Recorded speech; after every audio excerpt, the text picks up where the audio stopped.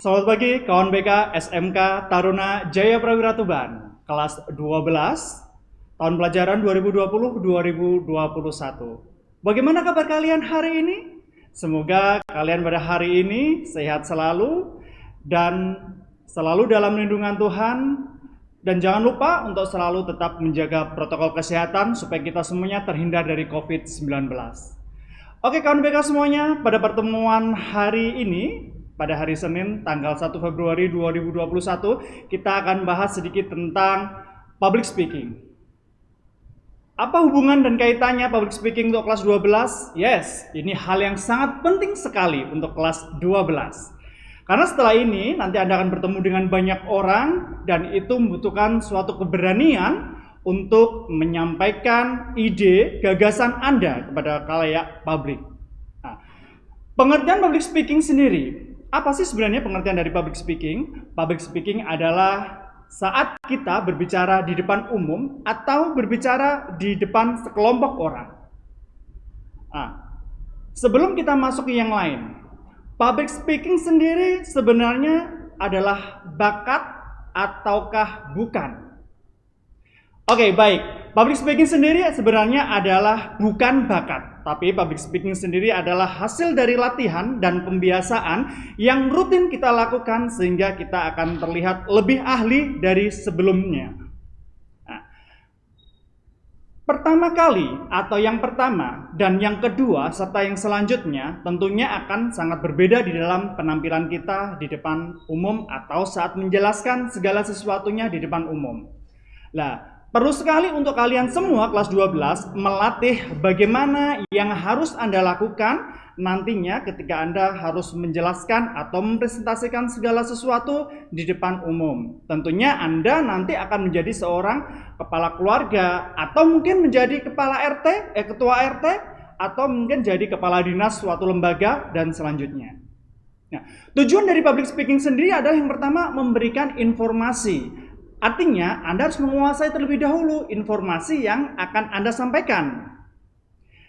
Dipelajari terlebih dahulu, disampaikan dengan secara runtut sehingga bisa diterima oleh orang lain. Yang kedua adalah meyakinkan orang. Setelah kita memberikan informasi, kita gunakan bahasa-bahasa yang meyakinkan orang bahwasanya apa yang Anda sampaikan adalah benar-benar yang nantinya memang itu adalah suatu fakta. Dan yang ketiga dari tujuan public speaking adalah adanya tindakan atau eksekusi dari apa yang sudah Anda sampaikan.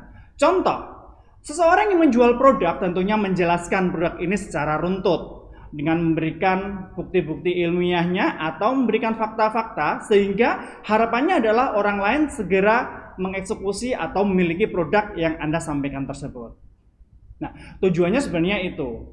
Kita tinggal mengaplikasikan nih, tujuannya mau digunakan untuk kepentingan apa, disesuaikan lagi dengan kebutuhan. Oke, dan selanjutnya bagaimana cara kita memulai suatu public speaking? Jadi kita bisa mulai yang pertama adalah dengan mengutip dari tokoh-tokoh yang terkenal. Contoh, Bapak Bambang Kusdianto pernah menyampaikan di dalam upacara bendera bahwasanya bla bla bla bla. Nah, itu pokoknya kutipan-kutipan yang bijak. Bisa jadi dari B.J. Habibie pernah berkata. Nah, Anda bisa memulai itu untuk mencairkan suasana. Anda juga bisa memulai yang kedua dengan bertanya, bagaimana kabar kalian hari ini? Cuacanya bagaimana? Apakah Anda dalam kondisi yang sangat bahagia? Itu mungkin awal yang bisa kita gunakan untuk memulai percakapan sebelum kita mulai inti daripada topik yang akan kita sampaikan. Yang ketiga, Anda bisa memulai juga dengan mengungkap fakta yang tentunya sesuai dengan tema yang akan Anda sampaikan. Nah, fakta ini yang kita ungkap di awal, ini dalam rangka menggiring opini mereka supaya lebih fokus terhadap nanti topik yang akan Anda sampaikan. Dan yang ketiga, Anda juga bisa memulai bercerita. Dilihat terlebih dahulu audiensnya. Siapa nih? Orang seusia dengan kita, orang-orang usia 17 sampai dengan 20 tahun atau usia 25 tahun ke atas atau bahkan usia 45 tahun ke atas. Nah, kita harus cari cerita mana nih yang bisa masuk ke usia-usia tersebut.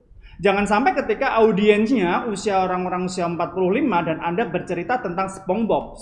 Itu bukan hal yang sangat lucu, ya.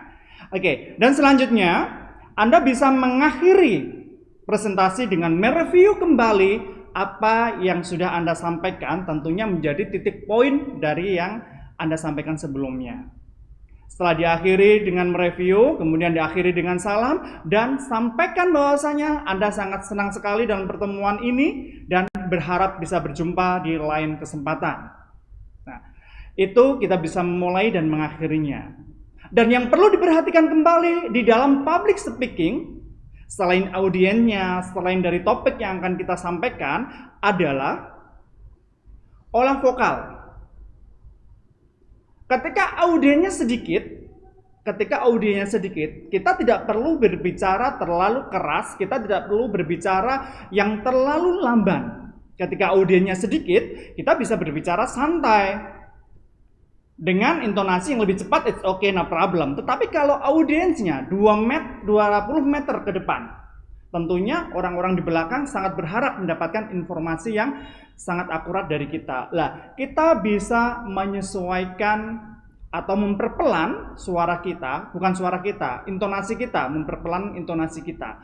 Kalau suara jelas, kapasitas suara kita seperti apa, yaitu ukurannya. Hanya saja diperlamban dan dipercepat melihat jumlah dari audiensnya. Teman-teman, untuk menekankan suatu kata di dalam penyampaian, di dalam public speaking, Anda bisa memperkeras volume pada kata tersebut. Biasanya dalam suatu kalimat ada satu kata atau dua kata yang sangat penting sekali. Nah, di situ Anda bisa menekankan dengan pengucapan yang lebih keras atau menekankan dengan dengan gerakan tangan yang sekali. Ingat, gerakan tangan tidak boleh diulang-ulang sesering mungkin. Ini yang seperti ini tidak boleh, tidak disarankan. Jadi teman-teman menggunakan gerakan tangan hanya untuk memberikan ketegasan di dalam suatu kata tersebut.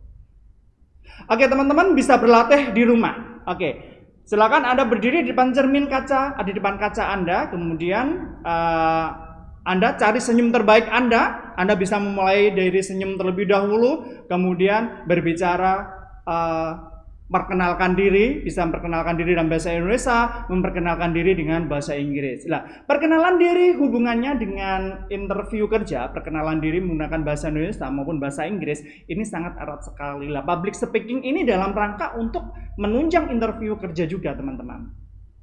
Nah, teman-teman, diulang sekali lagi, nanti di rumah silakan disiapkan draft untuk latihan sendiri, bercerita tentang dirinya, aktivitasnya, dalam topik perkenalan diri.